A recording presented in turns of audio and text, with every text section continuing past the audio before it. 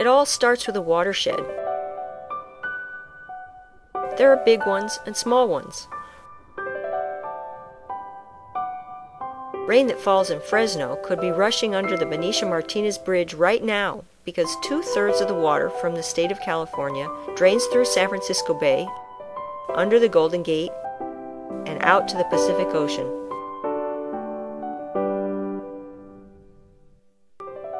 On the local scale, the nearly 4,000 acres of the Peyton Slough watershed are looked after by many, including the East Bay Regional Park District in Contra, Costa, and Alameda counties, the Contra Costa Mosquito and Vector Control District, and the Mount View Sanitary District. These seemingly diverse players have one thing in common. They care about the wildlife and the water quality in Peyton Slough. They meet, they plan, and they do things to improve, manage, and share the jewel of the Martinez shoreline, the Peyton Slough Wetlands.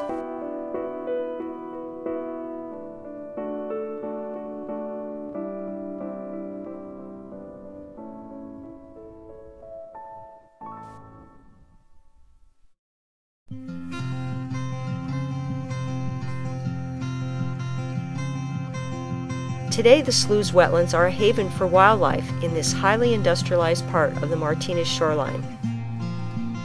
But it's that industrial aspect of the Slough's location that once threatened its very ecological existence. Nearby, Makoko Road is named for Mountain Copper Company, which operated here more than 100 years ago. Mountain Copper Company started up in 1900 and was in operation until about 1960. In their process, there were leftover residual metals after they'd extracted the copper, and these waste materials were left on site. They were put in huge piles around their property, and very, very heavy because they were metals and they sunk to bedrock in areas. So they're now what we refer to as ore bodies underneath the surface, and they're adjacent to this wetland. Then, an accidental oil spill into Peyton Slough in 1988 once again threatened its environmental stability.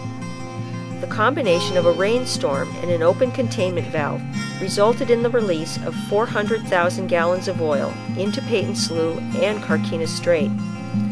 Peyton Slough would become known as one of the Bay Area's 10 toxic hotspots.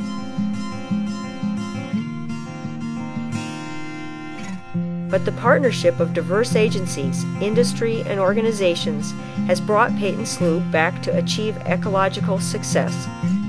Well, most of us are stakeholders, and it's not just agencies, it's in local industry. And working together, we basically want the same thing. We have the same goal. We'd like this marsh to be as productive and as quality habitat as it can be. And so agencies and industry working together and maximizing what we can do because we pool our resources. That's what this is about. It's been referred to as the crown jewel of Contra Costa County. I mean, this is an area that people drive past, usually on their commute to and from work. It's a noticeable area. It's a place where many people, it's the only wildlife they see when they look over into the marsh. It's an area that people notice, and to restore it to what it once was and make it available to the public. Open up the Waterbird Preserve Park, do school tours throughout the marsh. It's a resource that people can enjoy. A prime example of the cooperative stewardship that's led to this success can be found nestled between the Shell Oil Refinery, Mount View Sanitary District, and Rhodia Incorporated.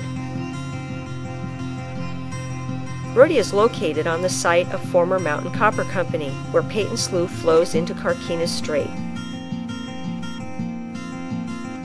After the years of damage caused by Mountain Copper, Rhodia has worked on its property for decades to restore Peyton Slough and its marshes.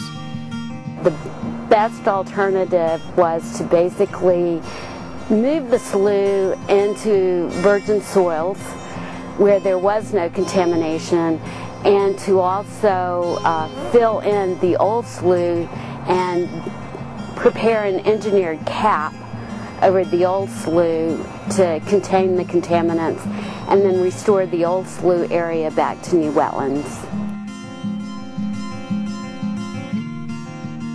Rhodia regenerates sulfuric acid used by Shell in the oil refining process. The flowing water connects these slough neighbors and intertwines their responsibilities as the marsh channels wind through the bulrush.